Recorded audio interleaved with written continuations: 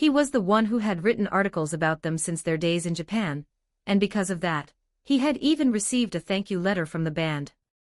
To him, their Viva la Vida was a masterpiece of the century. Once the distribution agreement with TV Tokyo ended, and it was released globally, he was certain Enfant Terribles would conquer the Billboard charts once again. I still need to finish this review, though. He needed to wrap up his stagnant work quickly. He was the one who had first discovered them for the UK, and the British music scene tended to be heavily influenced by the opinions of critics. Naturally, the British public had high standards for music. Though at this point, everyone will listen to them even if I don't write anything. Enfant Terrible's second single can only be described as a musical innovation. It is also an album that any fan of the band must hear.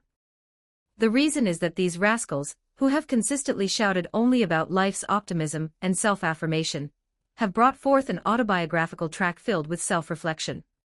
Even while setting new trends, they are growing in this very moment. In particular, Hyde's Basket Case goes beyond the autobiographical level to represent the anxiety of the younger generation regarding their future, born from the wealth gap following the wave of neoliberalism. What is surprising here is that despite the heavier theme, they haven't lost their specialty, a killer melody, and a chorus that invites the public to participate. This album allows us to glimpse the challenging spirit of Enfant Terribles as they strive to grow beyond simple delinquents and become the icons of an era. Enfant Terribles has definitely grown. The themes of their songs have become much heavier than before. Chris Martin sipped the small amount of Americano left in his cup and submitted his article to the editor. As he did, he glanced at the reviews in other magazines hanging on the company newsstand, specifically the articles written by journalists who had ignored him when he first posted about Enfant Terribles. Talk Tonight and Half the World Away can be called quintessentially British music. He burst out laughing after seeing the other reporters' work. Nationalistic pandering. Who still sells out for nationalism these days? The concept of quintessentially British music was nothing more than a fiction. Anyway, I have to do an interview. The band was famous for avoiding interviews with the press. It was only natural, considering they were the types to beat up reporters whenever they had the chance. Just in case I should send a letter. The reason he sent letters was that he was old school. A letter could contain a person's sincerity that couldn't be captured in a text message. He knew he was being overly sentimental, but being sentimental wasn't a crime. In fact, he considered that trait an advantage for a music journalist. Dear Hyde, first, I want to sincerely congratulate you on reaching #1 on the Billboard charts. Having watched you since your days in Japan, I feel overjoyed as if it were my own success. I have many questions regarding Basket Case, particularly concerning the lyrics.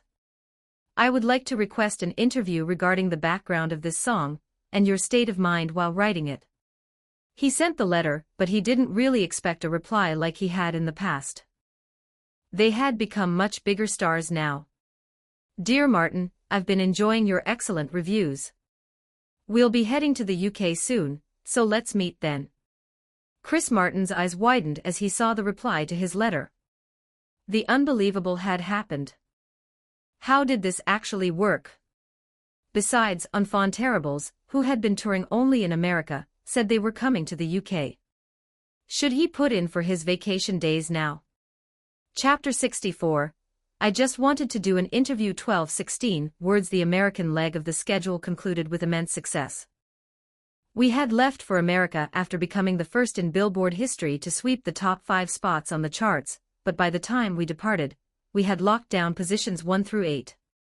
For context, our record had surpassed the feat of the Beatles in my past life, who held the top 5 spots on the Billboard Hot 100. So Basket Case was an autobiographical song then. I was currently in the United Kingdom, conducting an interview with Chris Martin. Yes, the man who served as the vocalist and frontman for Coldplay in my past life. Yes, that's right. Before we succeeded, I just had to keep running forward, but after finding success, I found myself looking around at my surroundings.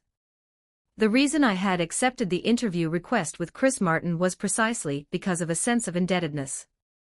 During the ASEAN quarterfinals, I had used Viva la Vida, a song he composed in my past life, and passed it off as my own creation. Even if he might never compose Viva la Vida in this world, I knew the success he had enjoyed in my previous life, and thus, I felt a heavy debt toward him. Speaking of which, was there a specific reason you accepted my interview request? Enfant Terribles is famous for rejecting media interviews, so I was quite shocked when we received a positive response. You always write decent articles, mister. I felt like I could trust you. In truth, I was startled when I first learned he was alive in this world. Since this was a world without bands, I naturally assumed the people who played pivotal roles in rock history simply didn't exist. What I said wasn't a lie. Usually, the media requests interviews not because they are curious about the music, but because they want gossip fodder. However, even in this life, Chris Martin was a music enthusiast, and that was why I felt I could trust him. This is just a personal thought, but anyway, The Sun has been trying to play the patriotism card by claiming that Enfant Terribles' music is distinctly British. Isn't that absurd? British style, huh? Our first album was certainly British in style. To begin with, the album titles were taken directly from the first and second albums of Oasis, a band that pursued quintessentially British music. Even though there were tracks composed by Yokishi and Shuji, most of the songs were stolen by me from Oasis, so even if I didn't care for The Sun's intentions, they weren't exactly wrong. I do like the atmosphere of the UK. Doesn't my English even have a British accent? It definitely sounds like a Lancashire dialect. Then, are there songs in the first album you wrote while thinking of England? While I was smiling as I spoke with him, my heart was weighed down by a crushing discomfort born of guilt and debt.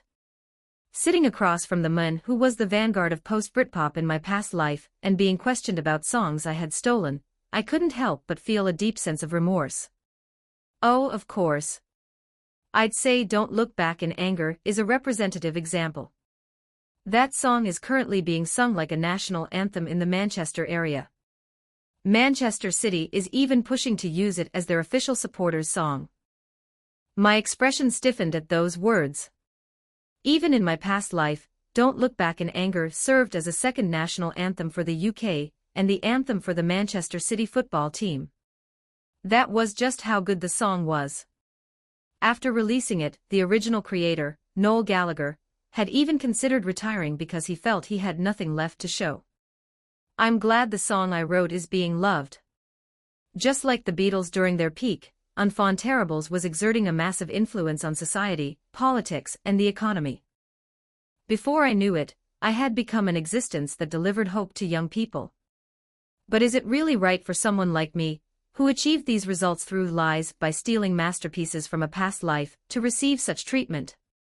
Lost in that thought, I could no longer maintain my smile. You don't look well. Is something bothering you? It's nothing. Just a bit tired from the jet lag. As that thought crossed my mind, I couldn't look Chris Martin straight in the eye. Then you should head in quickly. We can always finish the interview later.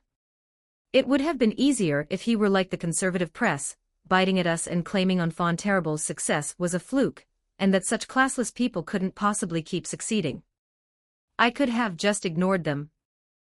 But Chris Martin was showing me genuine goodwill. Then let's continue the interview another time. My mind was too cluttered to continue. I regretted coming. I should have stayed away. I had been struggling to suppress the negative emotions that erupted after meeting Michael Jackson, but this meeting had rendered all those efforts futile. Oh, and out of all of Enfant Terribles' music, Viva la Vida is my absolute favorite. Once that track is officially released in the US, it will definitely flip the music industry trends upside down. Hearing his final remark, I practically fled the interview room. Upon arriving at the hotel, Yokishi called his mother. His mother had told him that she had met his father while she was studying abroad in the UK, and he was on a temporary dispatch.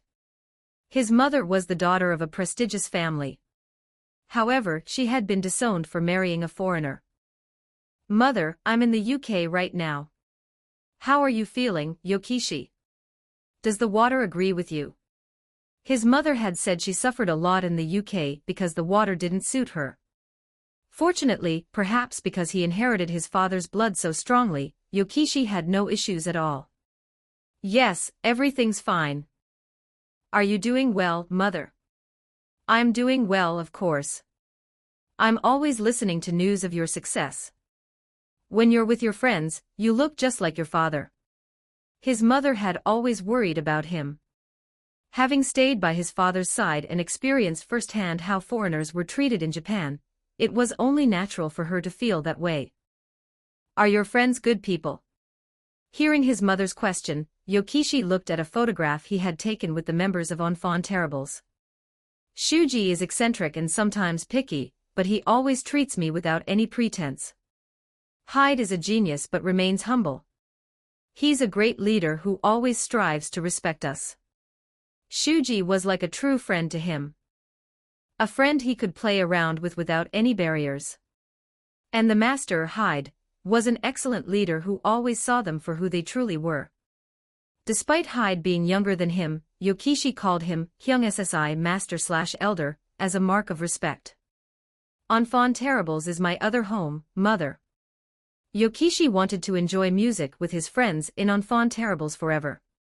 While they were a mess individually, when they gathered, they became the terrifying children that no one could stop.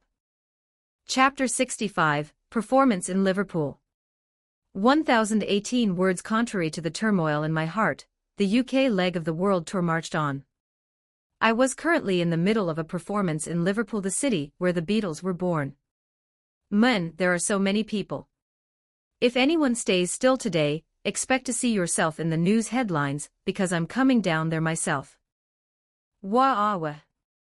We waved our hands, offering a greeting to the Liverpool fans that was perfectly in character for Enfants Terribles. I love how the atmosphere in Liverpool is heated from the very start. I leaned over the edge of the stage, getting closer to the fired-up fans. In my past life, Liverpool was the city of music. Although it hadn't produced many standout bands since the era of the Beatles, the locals' love for music remained immense. Countless indie artists could make a living here just on tips. These people didn't spare their money or their passion when it came to music. That held true in this life as well. I'll play whatever song you want to hear. Hey Jude. As if in return for my offer, the crowd began chanting in unison as soon as I asked what they wanted to hear. Despite the complications with the contract I signed during a sign which should have made it difficult to perform outside of Japan, the people here already knew Hey Jude. In a way, it was fitting for the city where the Beatles were raised. Of course, that sight only filled me with a sense of debt. It was a situation that should have been purely joyful, yet I couldn't fully lose myself in it. The next song is. Since things had turned out this way, I decided to show them Hey Jude in its original form. Not the rearranged version I usually played, but the original track driven by the beautiful resonance of a piano. I headed toward the piano placed at the corner of the stage, something I had requested just in case. Since it was literally a just-in-case edition, I lightly pressed the keys to check the tuning. The piano was in perfect condition. I might be a guitarist at heart, but I knew how to play Hey Jude on the keys. To be precise, it was something I had learned after crossing over to this world. The reason I practiced playing Hey Jude on the piano was because I felt it was the least I could do to show respect to the original creator, Paul McCartney. Didn't at least one person have to remember what the original was like? The lyrics of Hey Jude poured out alongside the piano melody. Singing Hey Jude in the city that birthed the Beatles. Whether I liked it or not, England was a place that picked at my weaknesses. The moment the song began, the audience members grabbed each other's hands and began swaying their bodies. Music has the power to make people one. And before my eyes, the people of Liverpool were enjoying the music as a single entity, singing along to the lyrics of Hey Jude. Musulman, isn't this sight just electrifying every time? Marveling at the crowd's massive sing-along, Shuji called out to Yokishi, who was providing a light accompaniment on the drums. Baldy, focus on the performance. Save the obvious comments for after the set. Contrary to his harsh words, the muscular, Mixed-race drummer was also smiling as he watched the crowd belt out the song. This was Enfant Terrible's first UK tour. Yet, the Liverpool crowd was greeting us in their own unique way. Seeing that sight, I continued the song. Hey Jude was a song by the Beatles, but it was also the national anthem of the city of Liverpool. I decided to give their song back to them, if only for a moment. The sight of the Liverpool fans singing their own song was nothing short of spectacular. Even though I couldn't enjoy the scene with a clear conscience, it was nonetheless beautiful to see the entire audience clutching hands and singing Hey Jude together. The song was rapidly approaching its climax. In the latter half of Hey Jude, there's a signature shouting section. This was the moment where I had to let it all out. But just as I was about to transition into the raw shout, my voice cracked. Damn it.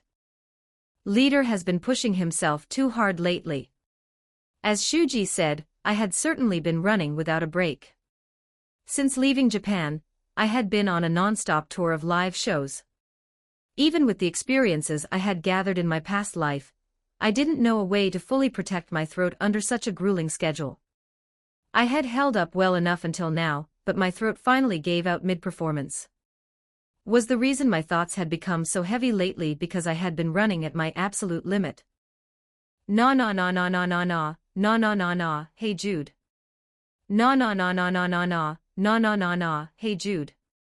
Suddenly, the voices of Yokishi and Shuji began to rise from behind their instruments. This was the reason why I had to keep running, even when it was difficult. We were a band. And Enfant Terribles was the home I had found in this world. As long as they were with me, I felt like I could run anywhere. Na na na na na na na, na na na na, Hey Jude, the voices of the three men merged into one, creating a powerful harmony. A band is supposed to grow by filling in each other's voids. Only then was I finally able to enjoy the stage once more.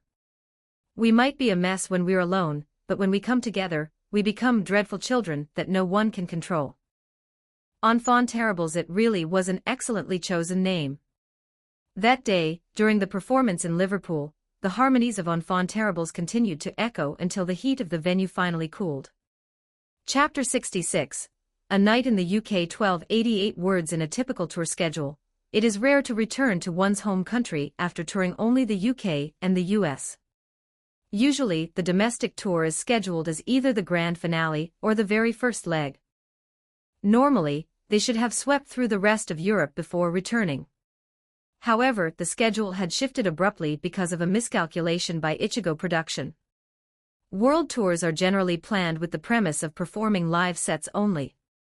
However, Enfant Terribles had forced through a grueling pace, releasing 2 singles in the middle of their tour, and as a result, the physical condition of the band's leader, Hyde, was spiraling toward its worst. Consequently, Ichigo Production decided to temporarily postpone dates in other European countries like Germany, France, and Italy.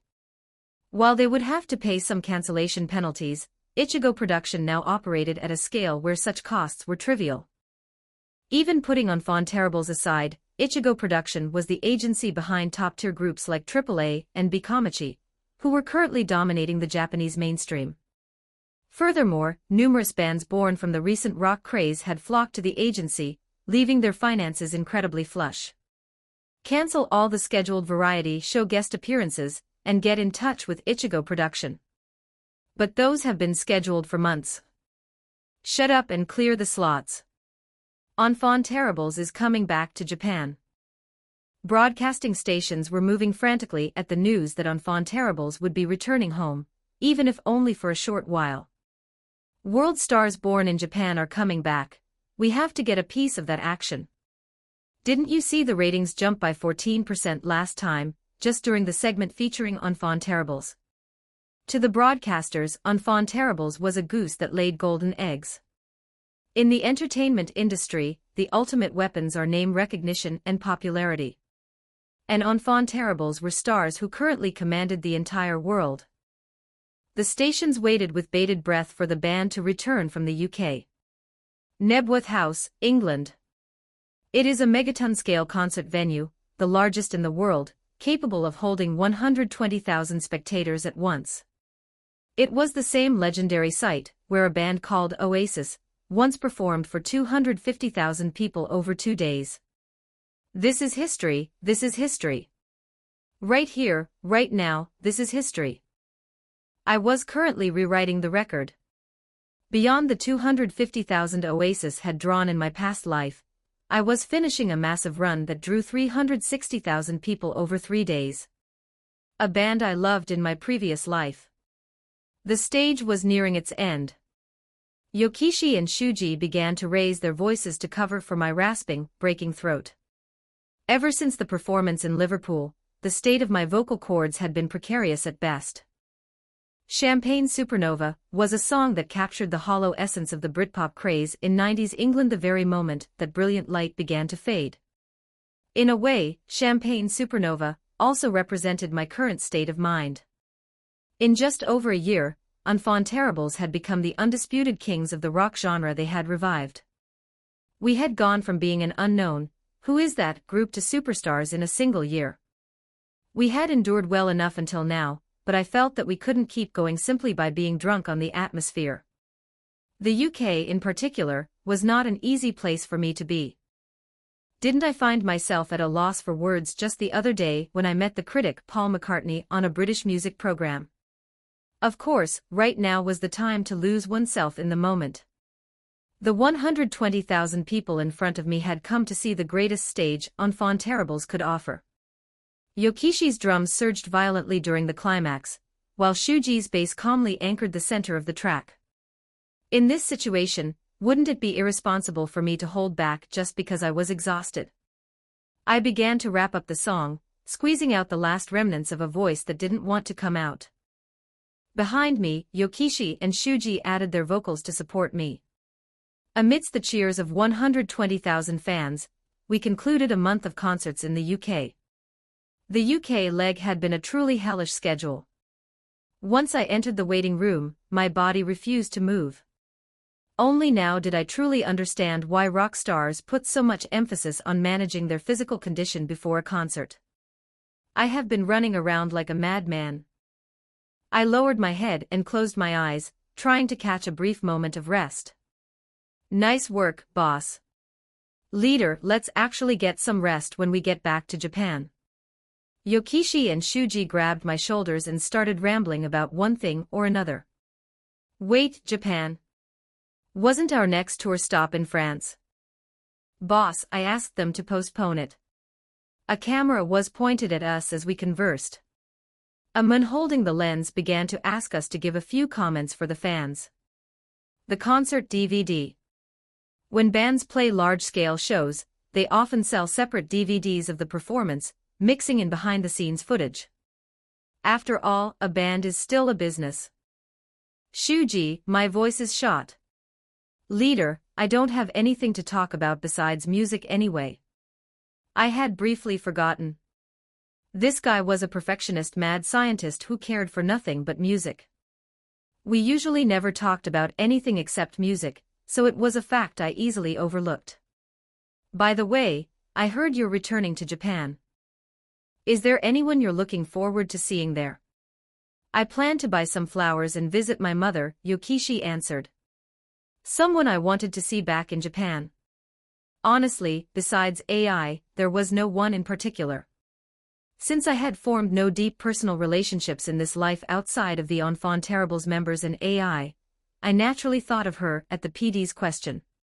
For me, I suppose I'll go see a precious dear friend. As I spoke, I checked the text messages on my phone. Indeed, excluding professional band business and conversations with Michael Jackson about music, the only person I had private conversations with was AI. Hoshino AI hide. Good job on the concert. Right on cue, my phone vibrated with a message from AI. Just as I was about to type a quick reply, Yokishi and Shuji shot me envious looks. Leader, that smile. You just got a text from our little sister, didn't you? Seems like the boss has a monopoly on our mascot's affection. But don't they text AI as well? Why are they looking at me like that? Don't you guys text her too? Not as often as you do, boss.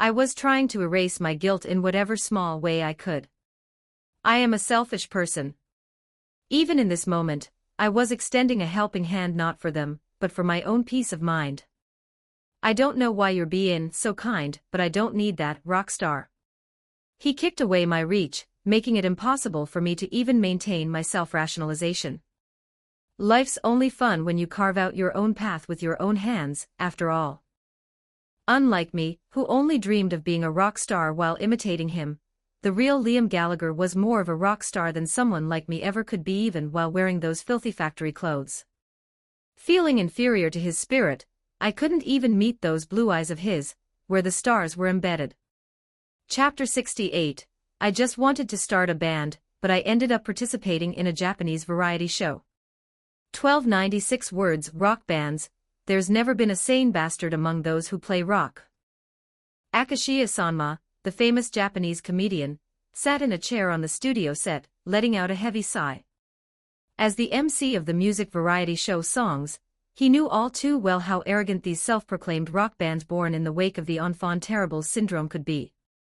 Recently, Songs had been frequently inviting rock bands in a desperate attempt to stop their plummeting viewership ratings. Akashiya Sanma couldn't help but recall a traumatic incident from a month ago. The broadcast featuring a band called Couch, who were supposedly enjoying massive popularity in the indie scene, had been a literal nightmare. Hey, old man. Isn't your hair thinning a bit too much? You should go get a hair transplant. Are you actually mad about that? Did your patience fall out along with your hair? You don't even need a hat, old man. There's nothing left to lose. To be honest, the talk segment while they were supposed to be cooking was a total mess, but the live performance afterward was a literal descent into hell. Why is the sound system such garbage? You want us to pull an enfant terribles and wreck the place? Nipping at the sound equipment before a live performance had become something of a tradition for the bands influenced by the wake of enfant terribles' chaotic reputation, so he could have let that slide. He could have ignored it right up until they dropped their pants. It was a blessing it hadn't been a live broadcast. If it were, his workplace, Songs, would have been wiped off the airwaves. He had spent a massive casting fee to bring in these so-called stars of the indie scene, only to have them nearly get the program cancelled. Sanma-san, enfant terribles are the originals of those rascals we've been dealing with. You absolutely must not get on their bad side. I'm begging you. I have to be careful. Songs is my livelihood, after all. The rebellious streak of enfant terribles was world-class, fitting for stars of the globalization era. At the very least, there wasn't a soul in Japan who hadn't seen them beating up reporters or flipping the bird at any given opportunity.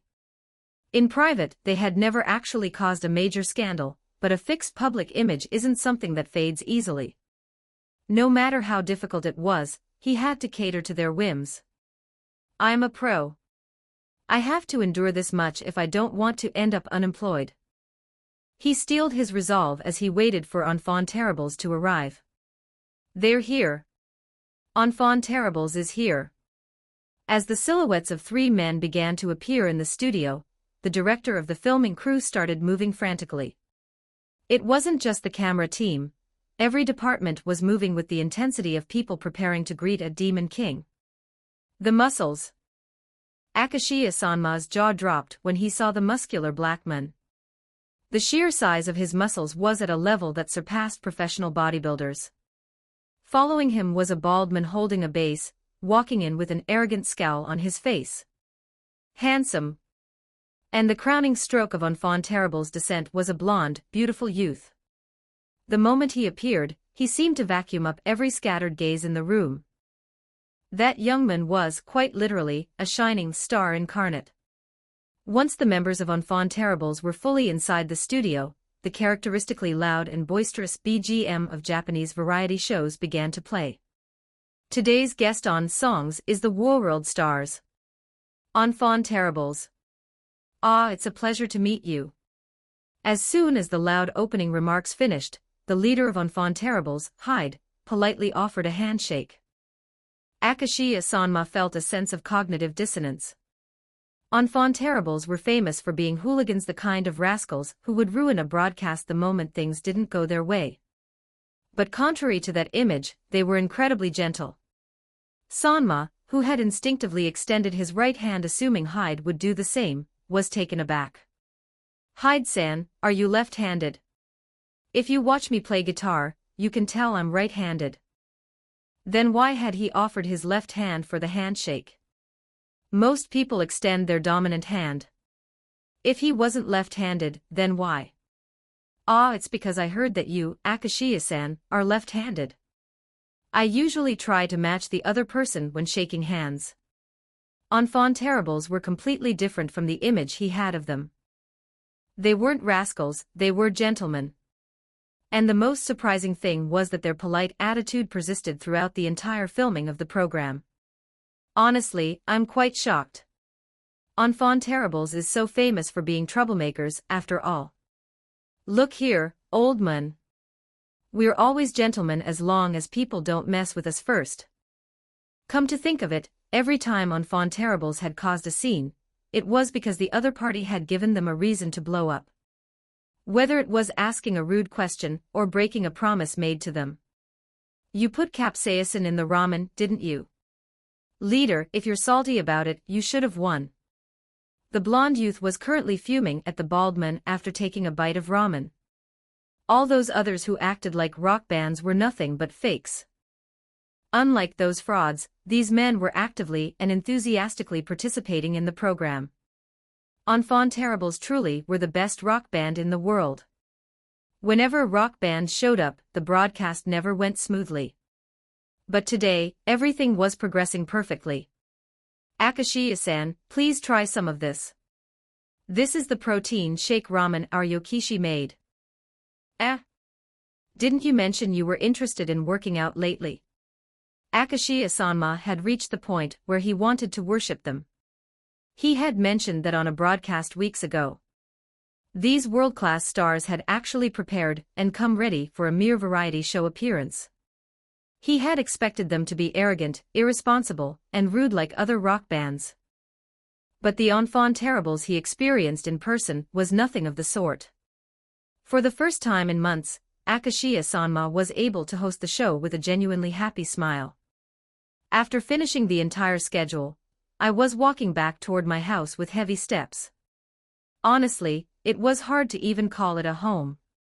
Since it had been empty for months, it would surely be thick with dust, and the space itself was bound to be cold and devoid of any warmth. Maybe I should just go to the rehearsal room. To me, the rehearsal room felt more like a home than my actual house. Most of the memories I had built since coming to this world were made there. Ah, wait. I don't have my toiletries. I turned around and started heading for the house. My plan was to quickly grab my toiletries, and then head straight to the rehearsal room. But why are the lights on? Had a thief broken in because the house was empty for so long? All sorts of thoughts raced through my head as I opened the front door, prepared to beat down an intruder. Ah, Hyde, you're back. Why is AI here? No, more importantly, how did she get in? How did you get in here? When I regained my senses and looked around, the house was spotlessly clean. There was even the smell of delicious food wafting through the air. Honestly, I was bewildered, but only then did I finally feel like I had truly returned to Japan. Chapter 69. I just wanted to start a band, but I discovered a crazy blonde kid was watching with gloomy eyes. How did you even get in here? President Saito told me how. It was true that I had often asked President Saito Ichigo of Strawberry Productions to look after things for me. Usually, a label wouldn't provide that level of management, but I happened to be the majority shareholder of Strawberry Productions. So, did you clean the whole place yourself, AI? President Saito did that. AI was definitely the type to make a mess, not clean one up. Even back at the rehearsal studio, she was the one who never properly threw away her empty Häagen-Dazs containers. Come to think of it, her place was surprisingly clean, wasn't it? Was she only messy in the rehearsal studio? A chilling thought crossed my mind for a split second, but it was quickly chased away by the delicious aroma of food, Honestly, since this was a scene I could never have imagined, I felt a wave of genuine warmth wash over me. So, chef, what's for dinner tonight? Tonight's menu is AI's special curry rice. I unfolded the portable table next to the refrigerator and watched AI, who was wearing an apron. The cozy atmosphere currently flowing through the house had the power to make my heart swell. Would it feel like this if I started a family with AI? The thought suddenly occurred to me. Of course, it was something that could never happen, but surely a man is allowed to dream. A scene where the kids are waiting for AI's cooking while I help out by setting the table. It was a scene I could never achieve in my past life due to my own inadequacy. Back then, I was someone who struggled just to scrape together enough for monthly rent. Wait, AI, did you happen to put something like MSG in here? Hide, every woman has secrets she doesn't want to reveal. The stars in AI's eyes shifted to a deep, dark hue. Could you please not look at me with such murderous eyes? I've got it. This taste, you must have brewed the broth from scratch yourself, right? But it's just curry rice. Damn it, it was just curry rice, wasn't it? This definitely isn't going to be fixed by buying her just 1 or 2 pints of Haagen-Dazs. Goodbye, my money. So, how is the acting practice going? With Strawberry Productions' scale expanding due to Enfant Terrible's activities, Bikomachi was no longer a bunch of underground idols, they were active as a top-tier idol group. And AI, who held the most popularity among the Bikomachi members, had been cast as a supporting character in a drama, and was currently learning how to act. Well, how should I put it? I'm not learning a single thing. Not learning a single thing. According to President Saito, she was supposed to be taking acting lessons alongside the Leilali Theatrical Company, a prestigious troupe packed with elite actors. I mean, it's not even as good as what Hyde taught me. But the only advice I had given her was to let her emotions take over and express herself with sincerity. That Leilali Theatrical Company must be a collection of frauds. How unprofessional could they be if they taught worse than me? Are the people there okay? They all nice enough? That means they're incompetent. Usually, answering that someone is nice, when asked about their ability, is just a polite way of insulting them. Is there anyone strange there? There's a younger kid who stares at me with really gloomy eyes. Gloomy eyes. Staring at AI with gloomy eyes. I didn't know who that little brat was, but I felt a powerful urge to crush them before I left Japan. What's that bastard's name? I don't know the name. But he had the same blonde hair as Hyde, so he stuck in my mind. A blonde-haired person in the Leilali Theatrical Company. I carved that into my brain. It looked like I'd have to bring Shuji and Yokishi, my personal band of thugs, to show him that life is a brutal reality. I am Hyde. Even when fighting a mere child, I am the type of cool guy who puts his absolute sincerity into trashing them. Chapter 70. I just wanted to start a band, but I showed up in a Humvee. The 3 of us from Enfant Terribles were huddled in the practice room, engaged in a grave discussion. The topic of the debate: how to handle that crazy blonde kid who was allegedly looking at AI with vile and creepy eyes. Hyung SSI, forget everything else. I'll just snap his spine in half. Musselman, how about we just crack his skull open with a bass? However, the muscular, bald bassist and the mixed-race powerhouse drummer were engaged in a highly unproductive dialogue. At least, that was Hyde's assessment. None of that matters. The second I see his face, I'm going to start with a punch to the jaw. When it comes to providing a true education to a criminal, the most direct legal representation is Counselor Fist. Folding a spine or smashing a head with a bass doesn't that all end in just one hit? That was simply too inefficient. If you use your fists, you can land dozens of hits and really give him a proper thrashing. Both of your suggestions are too unproductive. Do you know how hard a bass is? Hyung SSI. Is there any method more certain than folding someone's spine? Perhaps it was because they were model students who only ever played their instruments, but Yokishi and Shuji were blissfully unaware of the world's harsh reality.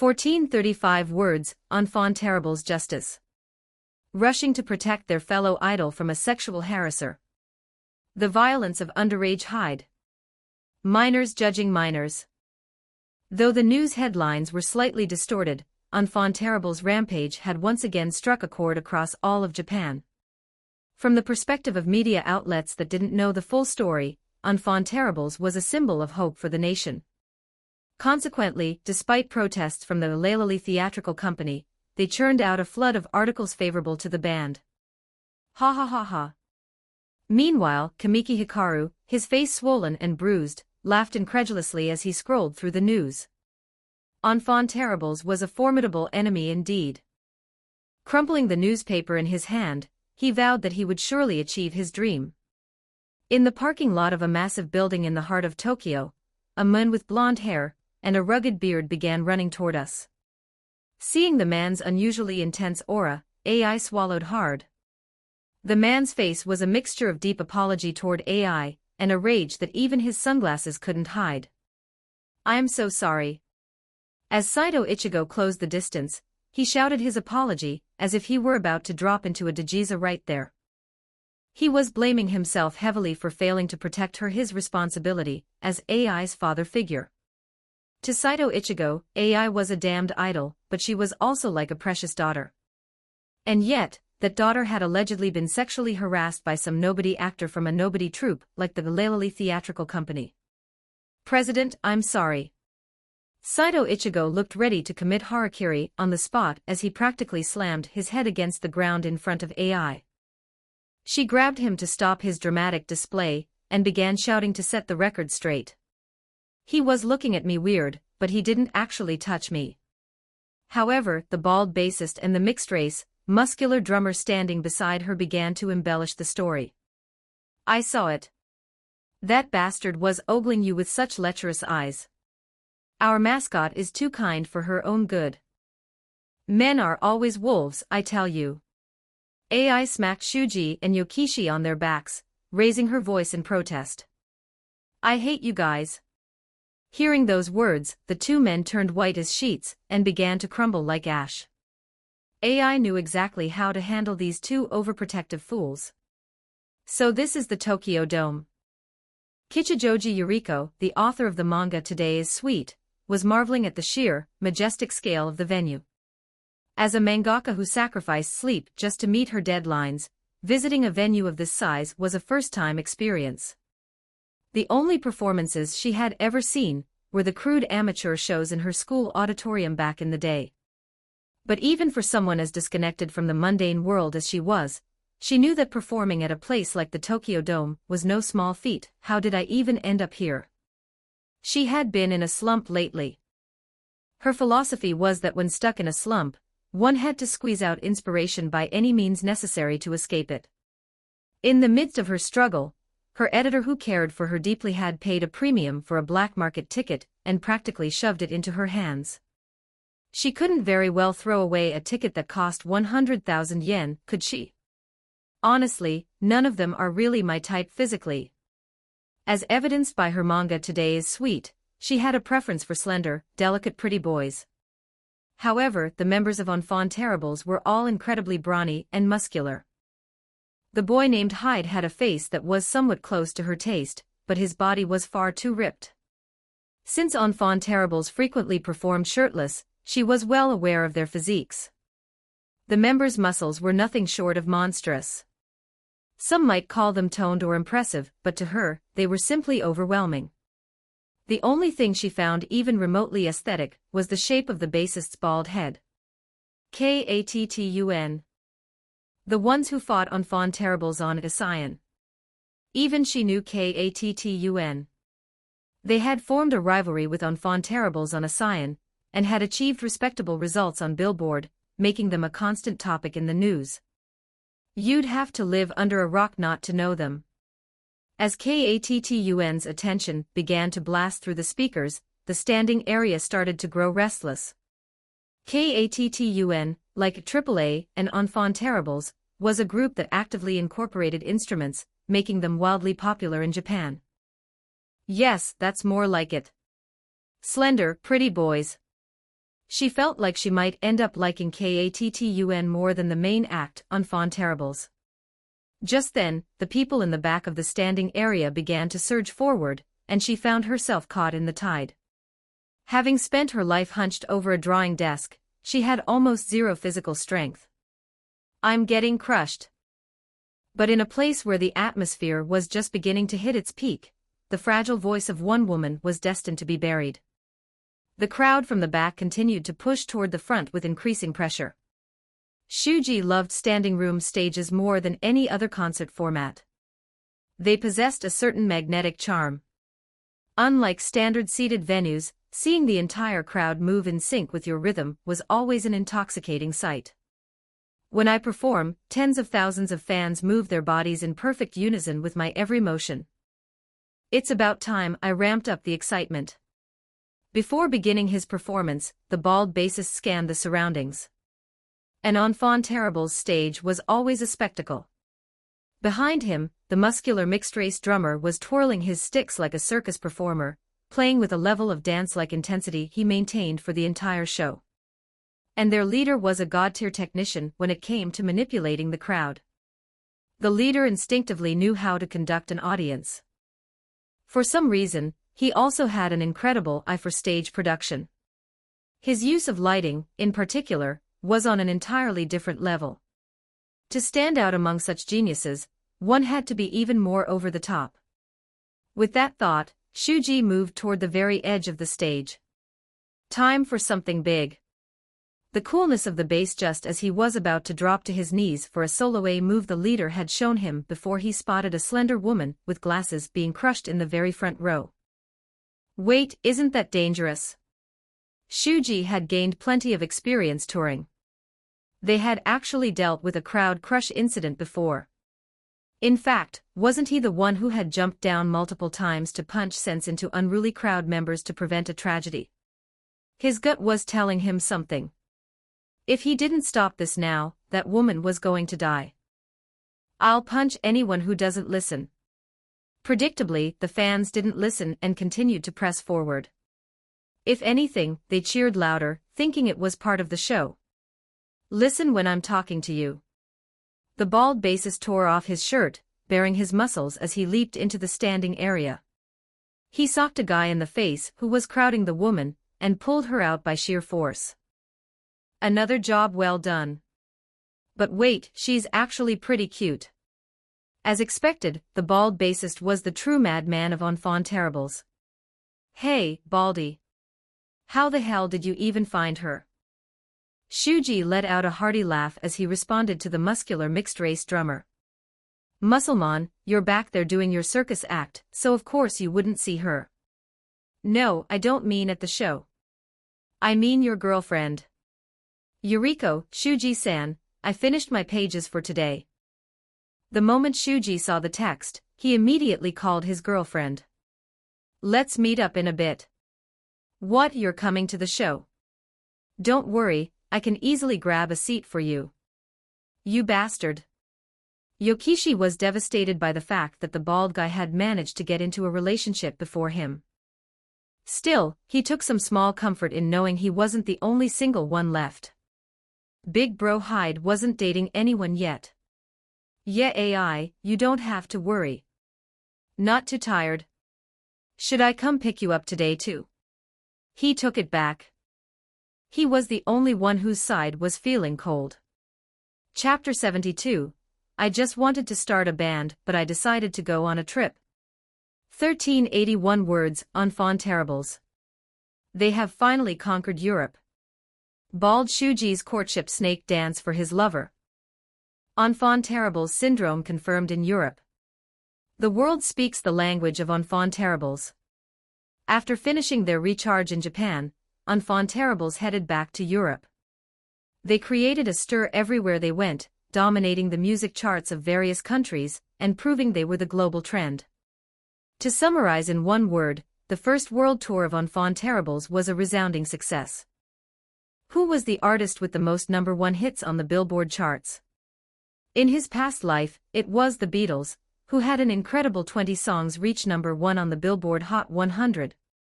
In this life, it was Mariah Carey, with 19 songs hitting that top spot. As for Enfants Terribles, since they were a brand new band just beginning their career, they had only just placed 2 songs at number 1. This meant that Enfants Terribles were essentially greenhorns who had just started writing their own history. Of course, they were catching up at a breakneck speed, but at this point, their records couldn't even be compared to those legends. However, now that the world tour was over, Enfants Terribles were challenging a different record. Specifically, the record for the longest consecutive weeks at number 1 on the Billboard Hot 100. Most of the American media was reporting on the challenge being mounted by these history-making rookies. Enfants Terribles from Japan are challenging the record of 18 consecutive weeks at number 1 on the Billboard Hot 100, currently held by Mariah Carey. Stairway to Heaven. It was the masterpiece of the century created by Shuji, and the song that signaled the start of the Enfants Terribles invasion in mid-October of last year. Even though its streak was briefly interrupted by Champagne Supernova from their first album, Stairway to Heaven was now back on track to challenge the grand record. After reclaiming the number 1 spot from Champagne Supernova, Stairway to Heaven has been sitting at the top for 14 consecutive weeks. The only artists to have ever reached this milestone were legends like Whitney Houston, Boyz II Men, and Los Del Rio. Considering that the longest record ever produced by the rock genre was only 14 weeks, the momentum of Enfants Terribles was staggering. As the record showed, Enfants Terribles already had one foot firmly planted among the greatest artists of all time. Right now, all of America was focused on whether or not they could break the Billboard record.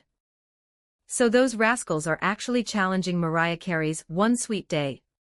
If Champagne Supernova hadn't cut off their streak for a few weeks, they would have passed it already. They're basically the GOAT. LOL, look at this internal house war. Upvote if you want to smack Shuji on behalf of Hyde right now. You guys know this. The 15-week consecutive spot is still vacant. Enfants Terribles is definitely the GOAT of the Japanese music industry. The fact that AAA and a Cat Ton also charted on Billboard but are getting buried because Enfants Terribles is on another level is legendary. By the way, what the hell is Strawberry Productions? They own both the AAA and Enfants Terribles. Don't ignore Bikomachi. That girl named AI also writes songs well, so who knows what'll happen. Japanese netizens were setting off celebratory fireworks. Sweeping the general field at the Grammy Awards for the first time was incredible enough, but now they were writing yet another record. Honestly, isn't the acoustic guitar part of Stairway to Heaven the best? BS, the part where Hyde sings while shredding his throat is the peak. Stop arguing and just listen to the whole thing. The reason Stairway to Heaven could challenge the record was that it contained the absolute essence of the rock genre. The track masterfully arranged the various rock styles Shuji had absorbed, building through a perfect narrative structure. The second reason was their identity as a band from Asia. Enfants Terribles were a fresh novelty to Americans. Hardly any Asians had knocked on the Billboard charts before them, so that sense of mystery helped maintain the song's freshness. Furthermore, the unique personality of Enfants Terribles constantly getting into trouble while simultaneously creating all sorts of heartwarming anecdotes wherever they went kept the listeners from feeling fatigued. Our BRO's muscles are insane. Music is definitely best when it's black music. Enfants Terribles wouldn't have made it this far without Yokishi BRO. The fact that his father was a patriot who died in the Gulf War makes him the GOAT. Go listen to Tears, composed by our BRO. It contains the sorrow of our people. I cried buckets listening to that, BRO. Thirdly, Yokishi's life story helped garner support from the black community, who were usually exclusive toward Asians. The story of Yokishi losing his father to the Gulf War, enduring all sorts of discrimination in a distant land, and then coming back to conquer America made him an object of fanatical support within the community. And those supporters were currently looping the streaming to help Enfants Terribles achieve the grand record. After finishing our performance in Australia, we were finally able to wrap up the world tour that had lasted several months. We could have gone longer, but we shortened the duration due to physical exhaustion. So, the so-called GOATs of Japan. You're going to rest a bit, and then drop another album, right? Miyazaki Makoto, who had grown quite accustomed to managing Enfantables, spoke to the band members sprawled out on the sofa. Well, I do have a lot of songs written. Miyazaki-san, if we've made money, shouldn't we spend some? You know, have an intimate date with a girlfriend and all that.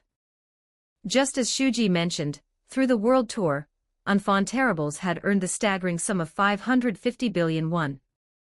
Of course, a fair amount would be deducted for tour expenses, but each member was still expected to take home about 100 billion won. The problem was that the amount felt so surreal, I didn't know what to do with it. I had 100 billion won, but there was nothing I specifically wanted to do. From the start, my dream was to become a rock star, start a happy family, and make a living through music. Yokishi, what are you going to do with the money coming in this time? I paid off my debts a long time ago, so I'm thinking of buying a house for my mother, Hyung SSI. Yokishi wore a satisfied smile, and pulled out his phone to call his mother. A house. Buying a house was a good idea. But the thing was, even if you buy a house, it's meaningless if no one lives in that space, isn't it? If I was going to live alone, I didn't need a big house in the first place. Thinking that, the memory of AI welcoming me at home with curry rice suddenly flashed through my mind. In truth, that memory had been a great source of support in helping me endure the hardships of the world tour. Maybe I should buy AI a Häagen-Dazs factory. If I was going to spend money, I wanted to spend it in a way that would make the people precious to me happy. At my core, I've always been an average Joe, even in my past life. The kind of commoner who finds happiness in buying hotdog instead of fancy cake. Should I go on a trip? But the real problem was that I had no one to go on a trip with. Yokishi would be busy spending time with his mother in the countryside, and Shuji had already filled his schedule with plans to spend time with his girlfriend. Wait, I've never gone on a trip with AI before. In this world, the concept of a staycation probably didn't exist yet. If so, it wouldn't be bad to give her the world's first staycation experience. Should I just rent out the entire hotel? This was a simple reward, free from any ulterior motives. A reward for how well AI had looked after me. Chapter 73. I just wanted to go on a trip. What exactly is a trip? It means breaking away from the place you're most familiar with to experience a daily life different from the norm. And to go on a trip, one must make various preparations in advance. You have to book accommodations, look up nearby tourist attractions, and research the best restaurants. Having become a rich slacker for a few weeks after the world tour ended, I had finished every single preparation for this trip. How do I even say this? The truth was, I had finished everything while forgetting the most important step. I hadn't actually asked AI yet if she could go. Clatter, clatter.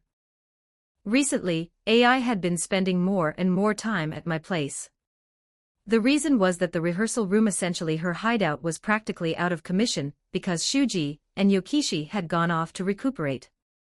Consequently, whenever AI had free time, she started coming to my house instead of the studio. And right now, I was staring intensely at the back of AI's head as she did the dishes after losing a game of rock paper scissors. How the hell am I supposed to bring this up? Even though AI and I were on intimate terms, the idea of two people traveling alone felt a bit dangerous. I had been spending so much time with her that I'd overlooked something crucial. Didn't AI have romantic feelings for me? To be honest, I had forgotten because the world tour left us with so little time to actually see each other. This is ripe for misunderstanding. If the first thing I said after finally seeing her again was an invitation for a private trip, it might give off a bad impression. Of course, I had booked an entire building so we would have separate rooms, but I couldn't help but worry anyway. Though the memories had faded quite a bit, I was someone who had experienced dating in my past life. Because of that experience, even if my intentions weren't like that, I knew exactly what traveling alone together typically implied, which made me hesitate to speak. Is something wrong? I must have been staring too hard, because AI turned to address me with a puzzled expression. Still, I couldn't find the words. When I failed to speak, AI approached me. Hide, you aren't sick, are you? She placed her hand chilled from the dishwater on my forehead and leaned her face in close. Isn't this a bit too close? In the past, I wouldn't have thought twice about this kind of proximity, but now it stirred a feeling I couldn't just brush off. Actually, it's you see. As I hesitated and dragged my feet, AI tilted her head, and then her expression suddenly shifted to one of shock. Hyde, did you cause trouble again? Cause trouble? I don't know exactly what kind of image AI has of me, but I've never just caused trouble. I have only ever exercised my legitimate right to resistance. But I really have to tell her. Right, this is a reward. A gesture of gratitude for how she took care of me last time. What ulterior motives could there be in a simple thank you? Because of that, I could be confident. Even if a man and a woman were going on a trip alone, as long as the intent wasn't impure, there was no reason to be ashamed. Let's go on a trip. Just the two of us. I've prepared everything. Just bring yourself. I finally spat it out. And I sounded incredibly stiff at that. As soon as she heard me, a small giggle escaped AI, and she gave me a smile full of mischief. So Hyde wanted to go on a trip with AI. I suppose you could say that. Just the two of us. When we first met, she was just a kid who didn't know the ways of the world, but now she was treating me like I was the younger one. Unable to give a verbal answer to AI's teasing question, I eventually just nodded silently. Chapter 74. I just wanted to go on a trip too. 12 words after hearing AI's playful and positive response, I immediately led her over to the computer. I already booked the place. Hyde, if we go to a place like this, won't there be a dating scandal? It was true that AI had become quite famous by now, so if the two of us were seen alone at such a destination, a scandal was inevitable. However, there were two things she was overlooking.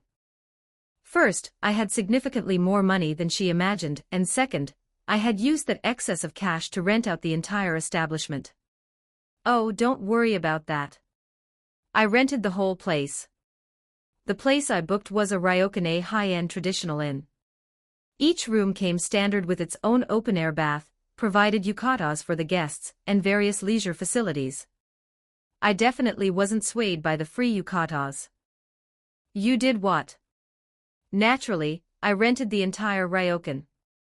As soon as I finished speaking, AI's eyes went wide, and she began to chide me, lecturing me that overspending was a sin. But since I usually saved my money quite diligently, I could afford a splurge of this magnitude. It's fine, AI. I have plenty of money now. The girl known as Hoshino AI had never really been on a trip.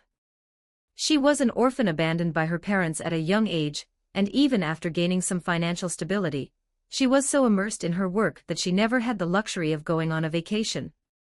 Now, she was clinging tightly to the back of a handsome, blonde-haired young man, riding a motorcycle that looked like it jumped straight out of a movie toward that high-end ryokan.